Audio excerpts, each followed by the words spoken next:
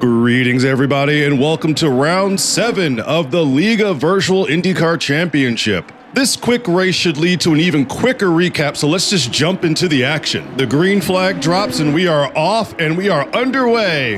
And of course, no sooner than I say that do we have calamity happening at turn 1. Nope, not going to revisit that. Okay, we'll just keep going. Back to green flag on lap 1. This 35-lap race at Belle Isle should make for a pretty quick one, and I even hear rumor that it's possible to have a one-stop strategy, so that means the drivers can go into the pits one time and hopefully save some time going around, and we have a driver off track into the grass. Looks like that was Phoenix in the number 2 car, and we have some quick lap 1 contact between Ace in the number 20 and Lenz in the number 30 car. So much for keeping it clean, so much for keeping it nice and tidy. We are getting right into trading punches with each other.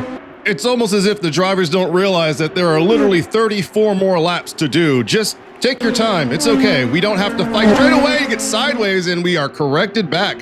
And we have a big spin behind the action there. I believe that was Vangador in the number 29 spinning out there, but we'll check back with the replay potentially. Try to get another look at that action there.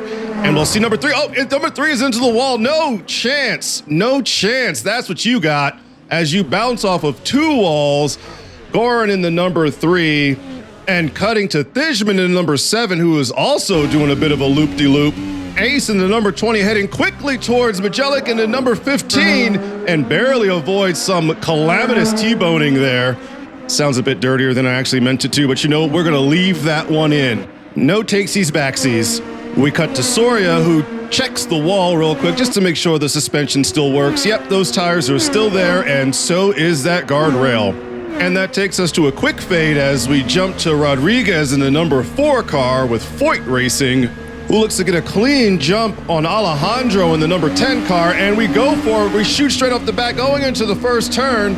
Alejandro actually doing a damn good job of defending his position as Rodriguez continues to fight for it. Alejandro not backing down, not giving up. We head down this long straight into a nice tight braking zone as we prepare for this right-hander. Rodriguez having to give it back up to Alejandro.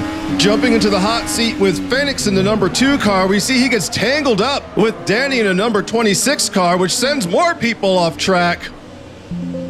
Okay, random window sound. I believe that was Danny's car making that noise, wondering what the hell just happened to me. I record on a Mac, so I have no idea. Big impact from number 8 as he sends it up the poop chute of number 30, driven by Lenz. Kavanaugh, that number 8 car, now having to orient himself back on the right path so he can get back in the race. I'm sure that was not fun and was probably quite frustrating. A bit of back and forth from Alejandro in the number 10 car and Soria in the number 77 car as they head towards that braking zone, and Alejandro having to give that position up to 77. But Alejandro in that number 10 is not giving up. He is locked and loaded, and his radar is set. You are not getting away from me this time, he says. Soria pulling out of the apex saying, actually, I might. I'll see you later. Throws up the deuces, waves goodbye, and attempts to pull away.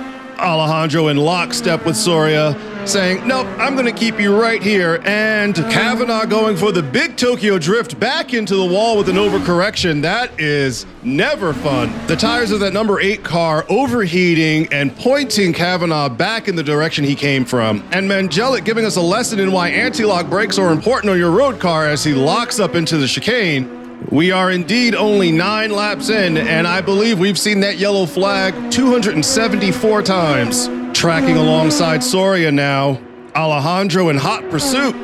We tighten up against that rear wing as we brake for the S's. Neither driver giving up.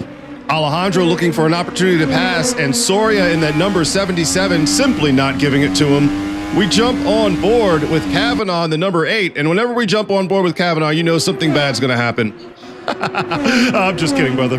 Soria is still defending hard against Alejandro as he looks for an opportunity to catch up to Imlooker in the number 18, who we actually haven't talked about too much. Imlooker is actually doing a really good job at holding up that first place position.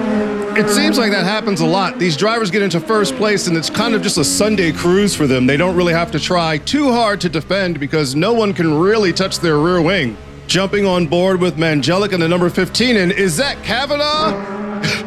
I tried to give you the benefit of the doubt, but Vengador and Mangelic doing a fantastic job of passing up Kavanaugh without incident.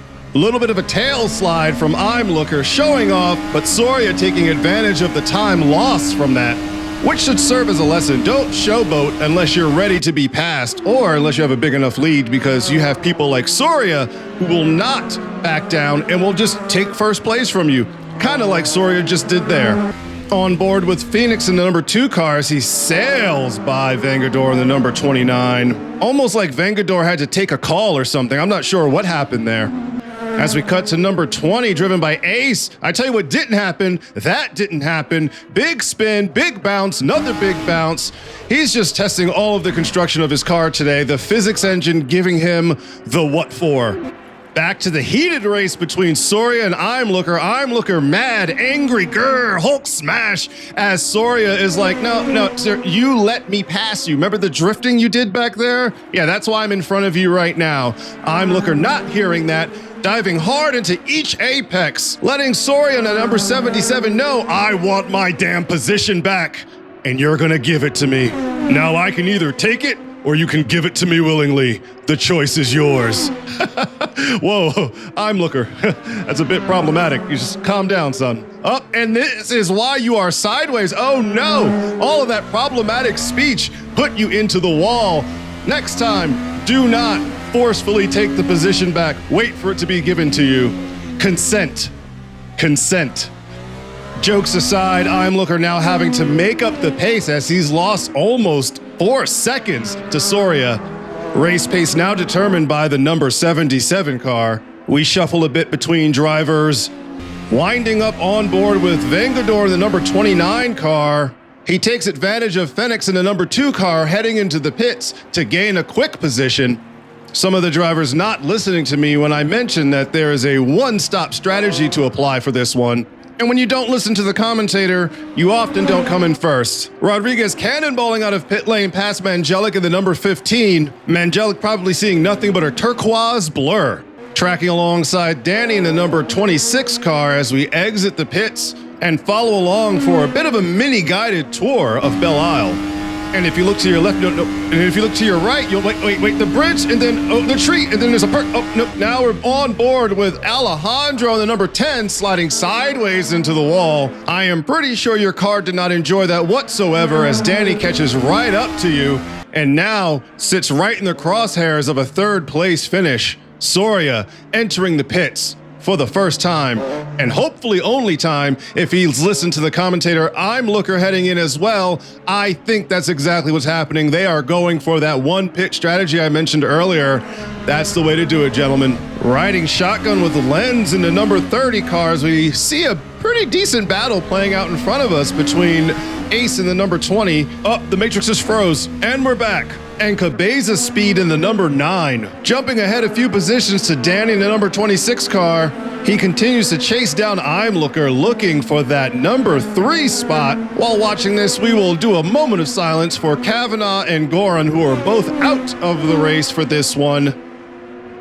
Moment up, and Lenz is sideways, sliding towards the wall, manages to stop himself, and the other drivers manage to do a good job of avoiding him as well. Lightning fast reflexes being the only thing stopping the world's worst glow-up in racing history. Alejandro seemingly entering the pits at the worst time possible. Yep, you are going to give up many a position, sir. Imlooker takes advantage, Danny takes advantage, and Rodriguez takes advantage. Cutting ahead to lap 22, Alejandro hot on the heels of Cabeza Speed as Cabeza Speed in that number 9 car has a bad line going into that corner. Alejandro capitalizing on the moment. Jumping on board with Dijman in the number 7 car as we chase down Vengador in the number 29. Vengador getting a bit loose, which gives Dijman an opportunity to pass. Can he capitalize on it? Yes, he does. These Indy cars do not leave room for error. You need to be on all of your P's and all of your Q's. Speaking of which, Phoenix in the number 2 almost sliding into the Corvette wall, locking up those front brakes, once again demonstrating why ABS is so important. Heading back to Danny, Rodriguez finally taking a pit stop. I bet his car was on fumes when he went in there. We see Danny and Imlooker battling it out for 2nd place. Imlooker not giving up any ground as Danny looks for an opportunity in that number 26 car to take advantage of the slightest mistake. Rodriguez leaving pit lane as I now stand corrected. Ladies and gentlemen, this has to be the worst time to take a pit stop. Though with Alejandro trailing by 11 seconds, it might not cost him that much. We got a big spin. The front and back wheels trading places on the number 20 car driven by Ace. Danny showing exactly how I continued to be wrong. Each of these drivers participating in what I can only imagine is a challenge to see who can pit closest to the final lap. Jumping on board with Rodriguez as he locks it up going into the pure Michigan wall.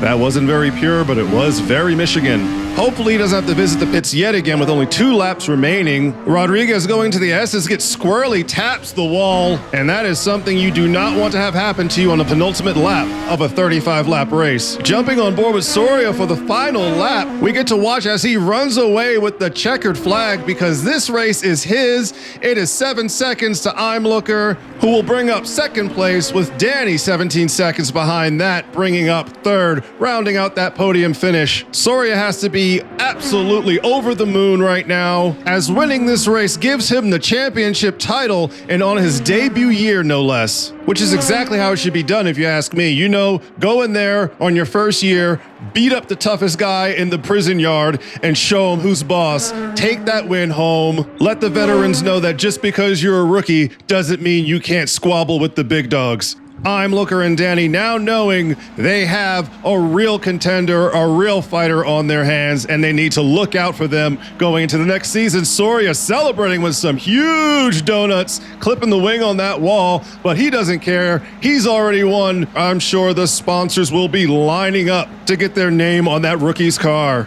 And as always, a huge thank you and congratulations to every single driver for participating in the Liga Virtual IndyCar Championship. We'll see you all next season.